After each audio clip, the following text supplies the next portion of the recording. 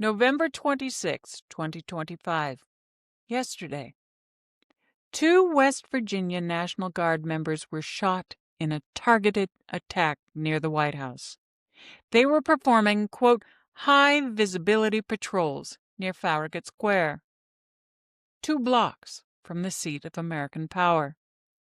As I record this, both soldiers are in critical condition. One is not expected to survive. The families are holding vigil, and the nation is asking, what happened? But here's the question we all should be asking. Should those soldiers have been there at all?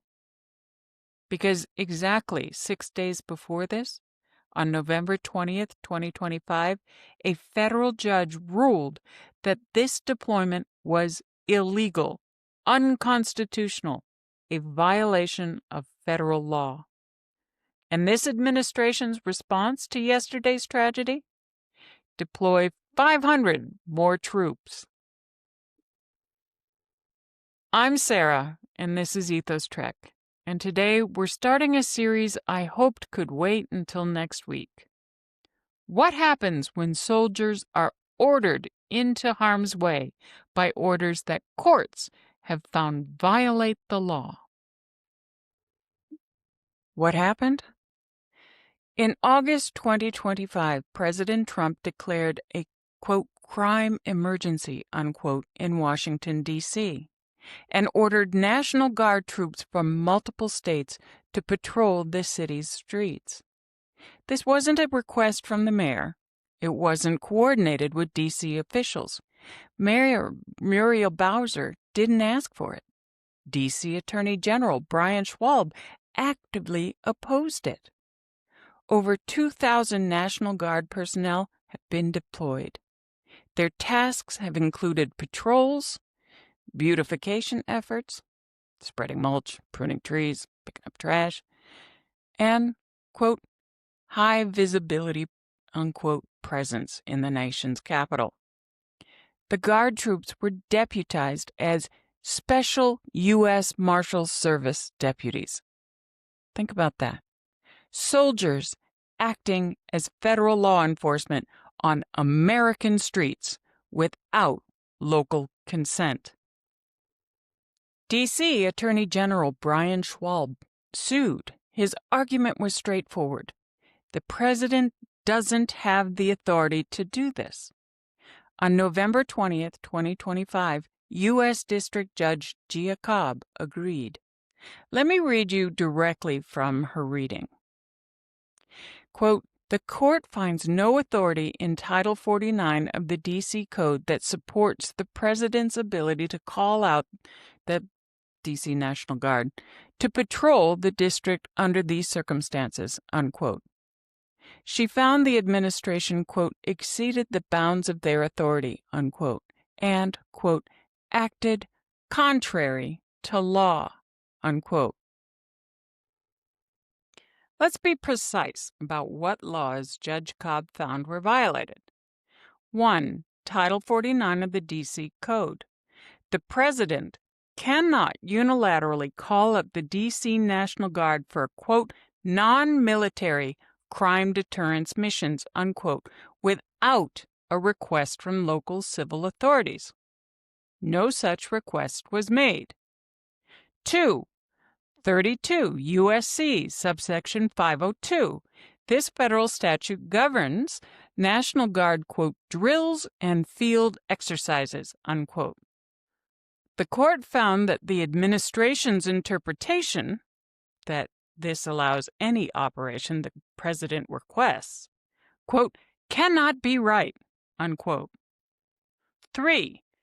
The Posse Comitatus Act. This 1878 law prohibits using federal military forces for domestic law enforcement. Judge Cobb noted that the administration's interpretation, quote, would allow the president to avoid the strictures of the Posse Comitatus Act, unquote. 4. constitutional separation of powers. Congress, not the president, controls when the D.C. Guard can be deployed. The president cannot override Congress's statutory scheme. Judge Cobb also raised an ominous concern. Quote, "There is also the risk that this incursion may become permanent, or at least enduring." Unquote. Washington, D.C. is not an isolated case. The Trump administration has deployed National Guard troops to cities across America, and in every single case that reached a trial court, judges have found these deployments likely illegal. Los Angeles. California National Guard members were deployed to Los Angeles over the summer, despite opposition from Governor Gavin Newsom. A federal judge found the troops had illegally engaged in civilian law enforcement, while an appeals court allowed the deployment to continue during appeals. The underlying finding of illegality stands. Portland, Oregon. A federal judge found the president did not have authority to call up or deploy National Guard troops there. The deployment was blocked. In Chicago, the Seventh Circuit Court of Appeals denied the Justice Department's request to allow National Guard deployment. The case went all the way to the Supreme Court, which is still weighing the administration's emergency appeal. In the meantime, deployment has been indefinitely blocked.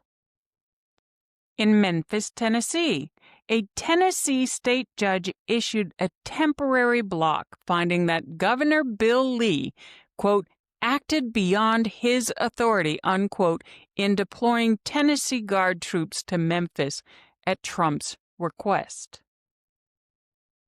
This is what Democracy Docket's summary noted. The D.C. ruling, quote, continues the unbroken trend of trial court judges finding that the National Guard deployments set in motion by Trump over the past 6 months are likely illegal, unconstitutional, or both, unquote. Let that sink in. Every single court that has reviewed these deployments has found them likely unlawful. This isn't a partisan judge here or there. This is a consensus across the federal judiciary. Why does this matter? The Posse Comitatus principle. The Posse Comitatus Act wasn't passed on a whim.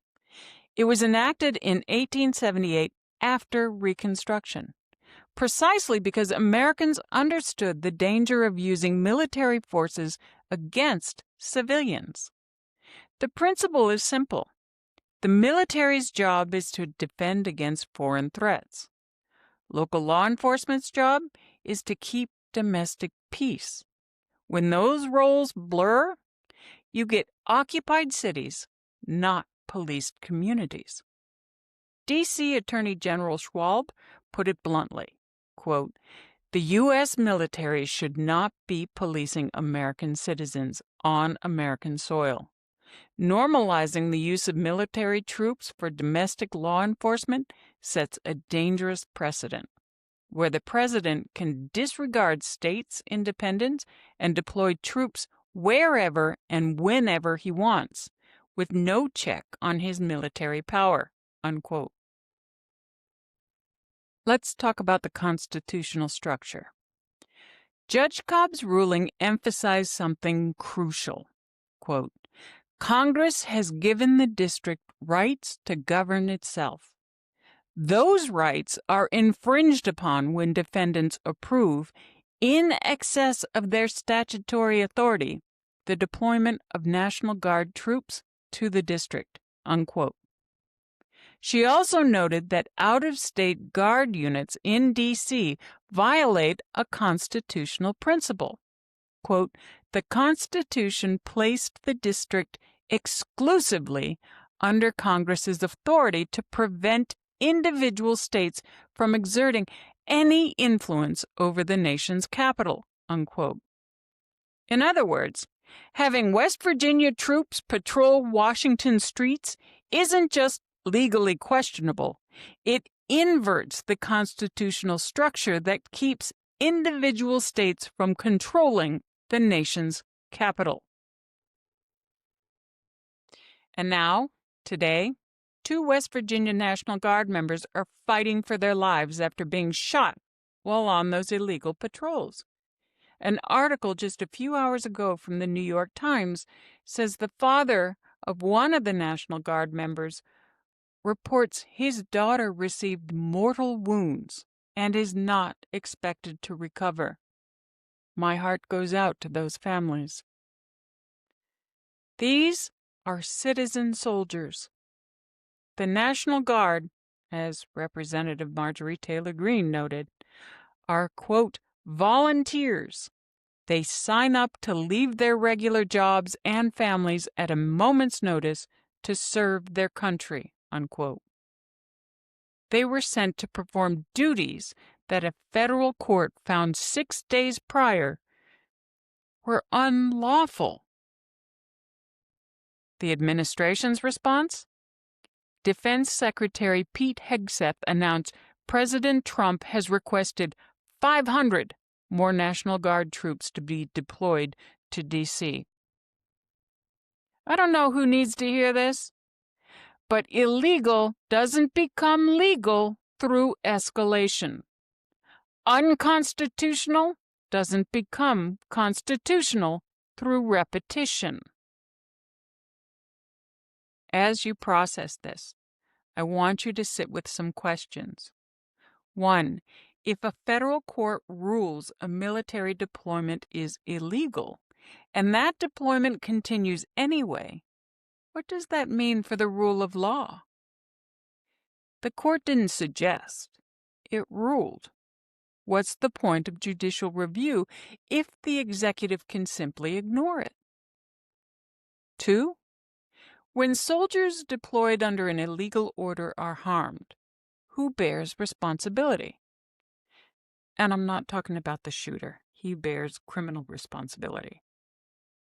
The soldiers followed orders. The orders were unlawful. Where does the moral and legal accountability rest? 3. Why is, quote, beautification, unquote, spreading mulch, pruning trees, a military mission? Does this sound like responding to an emergency? Or does it sound like occupation normalized through mundane tasks? 4. What happens if the precedent holds? If this president can deploy troops to cities without local consent, so can the next one. What city might be next? For what declared emergency? 5. How do we honor these soldiers while questioning the orders they followed? This isn't about the Guard members. They serve. The question is whether they were served well by leadership that put them in this position. What can you do? 1. Contact your members of Congress. The Capitol switchboard number is area code 202-224-3121. Again, that's 202-224-3121. Ask what oversight they're conducting on National Guard deployments.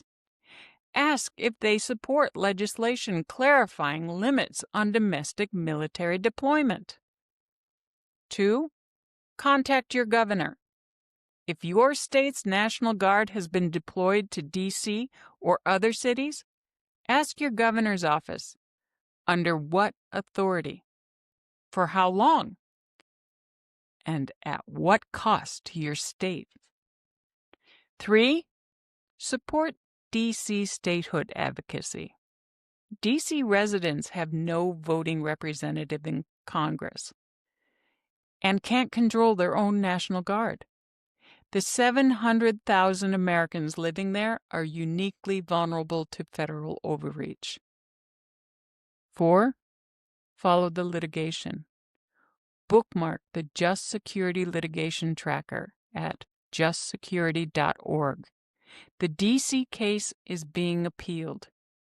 Know what happens next. Here's what we know.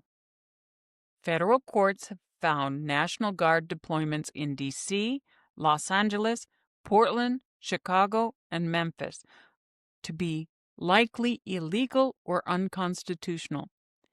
Every trial court that reviewed these actions reached the same conclusion. Yesterday, soldiers deployed under those orders were shot, and the administration's response is more of the same. The Posse Comitatus Act exists for a reason. The constitutional limits on presidential power exist for a reason. The requirement of local consent exists for a reason. When we abandon those guardrails, we don't know where we end up. But we know it's not where the founders intended. In episode 2 of this series, we'll examine what happens when the executive branch doesn't just exceed its authority, but actively defies court orders. Judges finding probable cause for criminal contempt, deportation flights that ignored judicial commands, and a whistleblower who says officials were told to treat court orders as optional. When Courts Become Optional drops next week. I'm Sera. This is Ethos Trek. Stay informed, stay engaged, stay constitutional. Thank you for listening to this episode. If you like this content, please poke that like button. Consider subscribing. It doesn't cost you a thing. Subscribing is totally free and will ensure you see new videos when they're uploaded. Ethos Trek is a relatively new channel, and it's not very high on the YouTube algorithm's priority list. For Ethos Trek, I'm Sera, and I'll be back in a few days.